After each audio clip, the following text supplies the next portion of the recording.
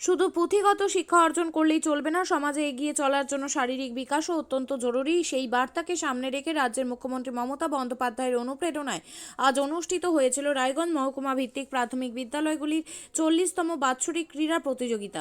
রায়গঞ্জ ব্লকের রামপুর ইন্দিরা উচ্চ বিদ্যাপীঠ ময়দানে এই প্রতিযোগিতা অনুষ্ঠিত হয় এদিন, যার শুভ উদ্বোধন করেন রাজ্যের শিক্ষা প্রতিমন্ত্রী সত্যজিৎ বর্মন। উপস্থিত ছিলেন শিক্ষা প্রতিমন্ত্রী সত্যজিৎ বর্মন, জেলা বিদ্যালয় পরিদর্শক দুলাল সরকার, মহকুমা শাসক কিংসুক মাইতি, রায়গঞ্জ গার্লস প্রাথমিক স্কুলের ভারপ্রাপ্ত প্রধান শিক্ষক গৌরাঙ্গ চৌহান সহ অনেকেই।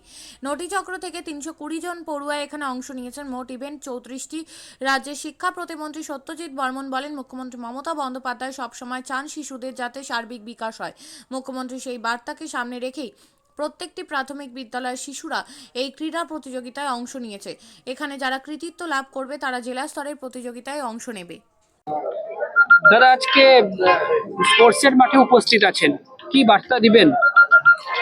মাননীয় মুখ্যমন্ত্রী মমতা বন্দ্যোপাধ্যায়ের অনুপ্রেরণায় উত্তর দিনাজপুর জেলা প্রাথমিক বিদ্যালয়ের রায়গঞ্জ মহকুমার আজকে সাব ডিভিশনের খেলা। এখানে 34টা ইভেন্ট নিয়ে খেলা। এখানে যারা প্রথম হবে এরা জেলা লেভেলে খেলতে যাবে।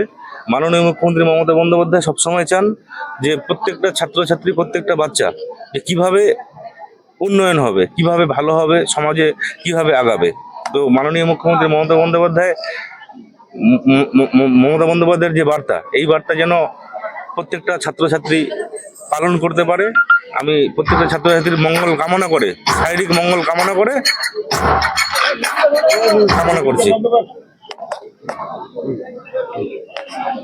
কত ছাত্রছাত্রী অংশ নিয়েছে? মোটামুটি প্রায় 9টা চক্র, 9টা চক্রর 34টা করে ইভেন্ট, 320 জন আমাদের এখানে পার্টিসিপেট। কতজন অংশ নিয়েছে? 320 জন। এখানে টোটাল 34টা ভেন্যু। এর মধ্যে যারা প্রথম হবে এরা জেলা লেভেলে খেলতে যাবে। আমি মাননীয় মুখ্যমন্ত্রী মমতা বন্দ্যোপাধ্যায়ের যে উদ্যোগ, যে আগামী দিনের প্রজন্ম কিভাবে এগিয়ে যাবে, মাননীয় মুখ্যমন্ত্রী মমতা বন্দ্যোপাধ্যায় বারবার তার জন্য অনেক রকমের চিন্তা ভাবনা করেন। আমি বেশি কিছু না বলে 2025 এই ইংরেজি নববর্ষ সবাইকে অনেক অনেক শুভেচ্ছা অভিনন্দন জানিয়ে, এবং যারা আজকে খেলার প্রতিযোগী সবার শারীরিক সুস্থতা কামনা করে আমি আমার বক্তব্য শেষ করছি।